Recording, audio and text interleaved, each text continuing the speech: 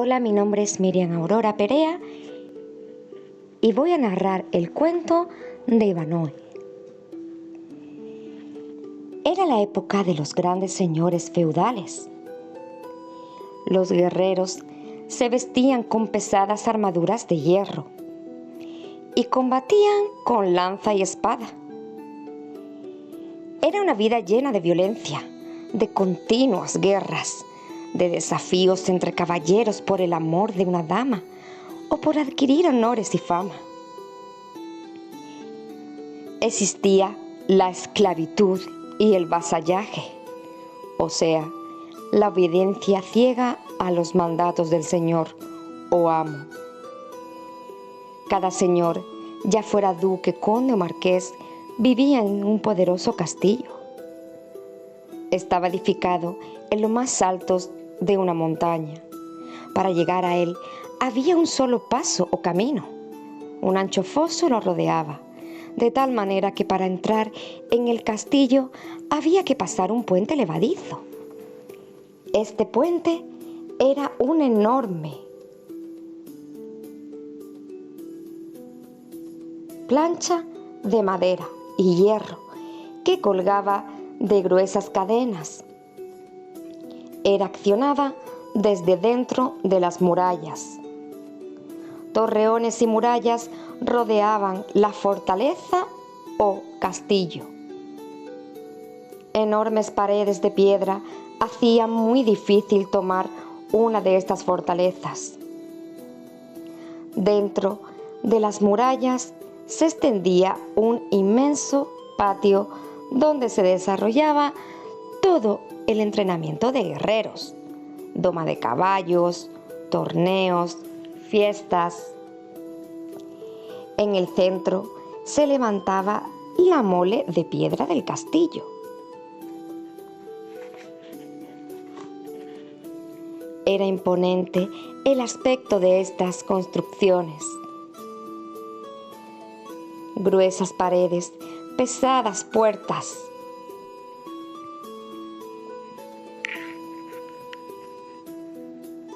Pisos de grandes losas de piedra, estrechas ventanas y espaciosas salas y habitaciones. Varias torres servían de alojamiento al señor y su familia. Había una más alta que las demás, donde noche y día un guerrero hacía guardia para visorar cualquier caminante o tropa que se acercara al castillo. En los cimientos de la fortaleza estaban los aljibes, o depósitos de agua, los depósitos de carbón y leña, los almacenes de granos y aceite y carne salada. En una palabra, la despensa. Pero también existía la sala de tortura y los calabozos y mazmorras cerrados con puertas de hierro. Toda una red de oscuros pasadizos comunicaba estas dependencias. Además, cada castillo tenía uno o más corredores secretos que, bajo tierra, iban a salir lejos de la fortaleza. Alrededor del castillo se extendían los campos del señor feudal. Todas las tierras que le pertenecían constituían el feudo. Cada feudo estaba dividido en parcelas y en cada una vivía una familia de siervos o esclavos del señor feudal. Los vasallos eran hombres libres que trabajaban la tierra y estaban obligados a entregar al señor la mitad de lo que producían. Todo esto hacía que en el castillo abundara la comida y el señor feudal fuese el hombre más rico de todos. En un castillo y feudo así vivía en una comarca de Inglaterra un caballero llamado Cedric, el sajón en compañía de su hijo Ivanoe y su sobrina Rowena. Cedric el sajón y su hijo se dedicaban a cazar osos y jabalíes durante el invierno.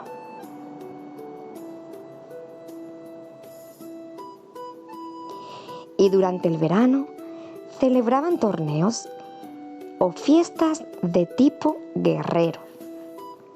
El joven Ivanoe era un esforzado caballero que manejaba la lanza y la espada como el mejor. Además, era un consumado jinete. Cierto día se anunció que saldría para Tierra Santa una expedición de guerreros para rescatarla del poder de los árabes. Estas expediciones guerreras se llamaron las Cruzadas.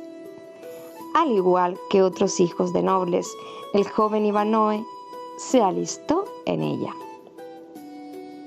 Pasaron 2 años y no se tenía la menor noticia de Ivanoe. El castillo estaba lleno de tristeza. Ya no se realizaban cacerías ni bailes como antes. Ni siquiera los trovadores eran admitidos en los salones para recitar y cantar romances, acompañados del laúd.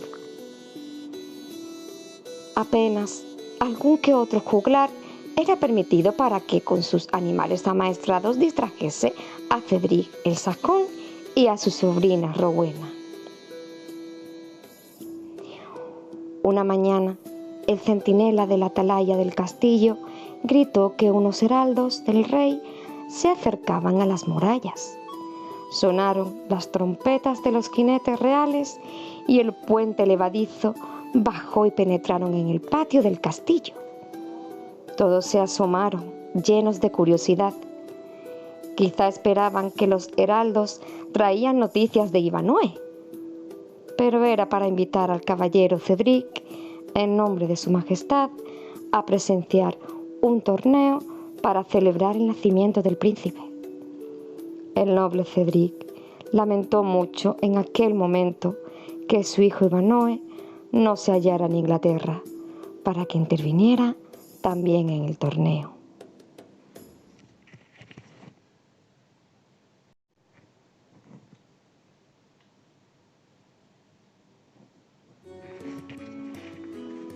Cedric el sajón y su sobrina Rowena salieron hacia la corte en medio de una lujosa cabalgata. Iban a presentar el gran torneo real. En él intervendrían los mejores caballeros del reino y sería presidido por el propio rey Ricardo Corazón de León. Los torneos eran fiestas guerreras en las que luchaban 2 o más caballeros, armados de lanzas y espadas. El caballero vencedor en todos los combates tenía la facultad de poder nombrar la reina de la fiesta. Y como a ella asistían las más hermosas damas, todos exponían sus vidas por alcanzar la victoria. El día señalado para el torneo había llegado. Un pueblo cercano a Londres fue engalanado para celebrar allí la fiesta. En una hermosa pradera cubierta de césped había sido colocadas varias tribunas con gradas frente al campo donde combatirían los caballeros. Desde las primeras horas de la mañana comenzaron a llegar nobles y damas en traje de gala. Lujosos carruajes, caballos empenachados, banderas y escudos, bruñidas armaduras, vistosos uniformes, ricos trajes y espadas brillando al sol, ofrecían un espectáculo lleno de color y alegría. En cuanto llegó el rey Ricardo Corazón de León, su hermano Juan Sin Tierra y demás familia, las trompetas reales comenzaron a tocar. Iba a comenzar el torneo. Por un extremo del campo entraron los campeones que intervendrían en la lucha, montados en briosos caballos lujosamente ataviados, desfilaron frente a la tribuna real. Allí pasaba uno todo cubierto de pesada armadura, que tenía por emblema en su escudo un ramo de flores. Le seguía otro jinete en un hermoso alazán, con el distintivo de un león. Detrás de él venía el caballero, Frente de Buey, cuyo distintivo en el escudo era una cabeza de toro. Al pasar el caballero Brian de Bois, todas las miradas convergieron en él. Se trataba de un valiente competidor francés. Montaba un nervioso caballo, su armadura despedía grandes destellos y llevaba en el escudo la figura de un oso. Al final entró un desconocido jinete, caballero en un animal negro. Su armadura estaba abollada, quizá de tantos combates. En el escudo lucía una cruz roja y la palabra desdichado. Todos quedaron sorprendidos al ver este desconocido campeón, cuya apuesta figura daba a entender que era un veterano de la guerra. Salió el primer caballero acompañado de un escudero o criado. Llegaron a mitad del campo. El criado gritó con voz sonora: «Desafío a luchar conmigo a quien se considere con ánimo para ello». El caballero Frente de Buey entró en el campo para aceptar el desafío. Se colocaron en los extremos de la liza. Un heraldo del rey tocó la trompeta como señal para comenzar el combate.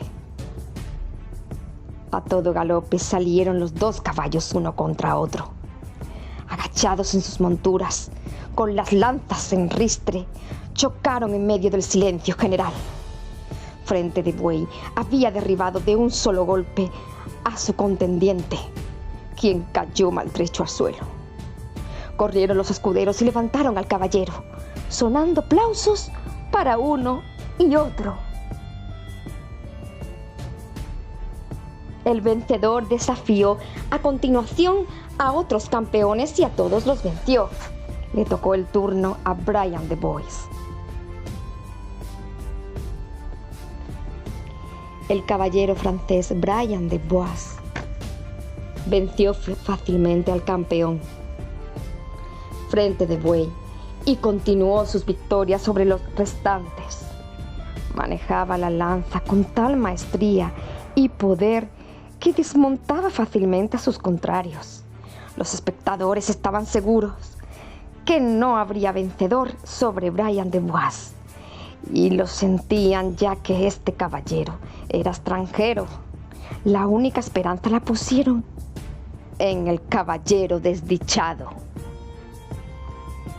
La expectación subió de punto cuando éste entró en el campo. Empuñaba fieramente la lanza, llevaba calada la víscera del casco y un penacho de plumas y blancas coronaba su armadura. Se acercó frente al palacio real y, tocando la tierra con la punta de su lanza, saludó al rey.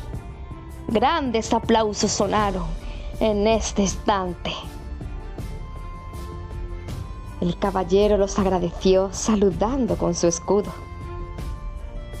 Tomaron posiciones en los extremos de la liza. Un gran silencio reinaba en ese momento. Sonó la trompeta del heraldo y los caballos partieron rápidos. El choque fue espantoso. Los animales quedaron levantados en dos patas. Las dos lanzas se habían partido. Los espectadores estaban mudos. Volvieron a los extremos del campo y cada uno tomó una nueva lanza. Volvió a sonar la trompeta y los caballos salieron como flechas. Unos metros antes de llegar a su contrario, el caballero desdichado desvió un poco su animal. Un formidable golpe de lanza tocó el hombro al caballero francés.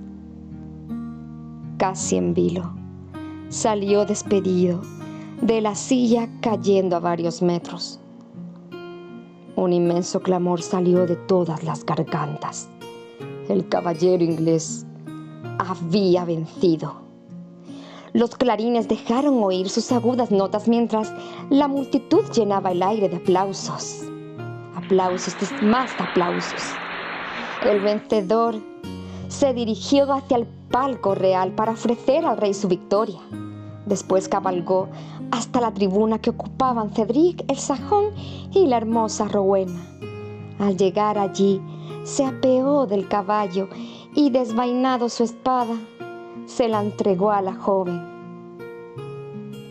significando con esto que la elegía reina del torneo.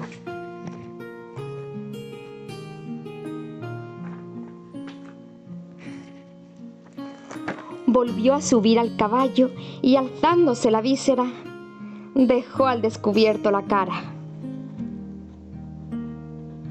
¡Ivanoe!, gritaron a un mismo tiempo su padre y la hermosa Rowena.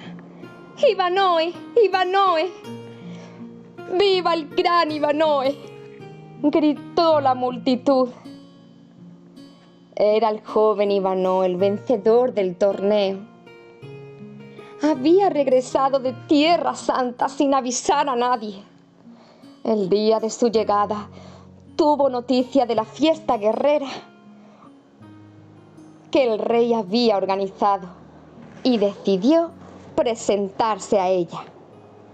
Ricardo, Corazón de León, regaló a Ivanoe una valiosa espada, una armadura completa y 2 hermosos caballos de guerra en premio a su victoria. Ivanoe, su padre y la hermosa Rowena regresaron al castillo. Desde aquel momento hubo alegría, torneos, danzas de ciervos y visitas de juglares y trovadores. Y colorín colorado, este cuento ya se ha acabado.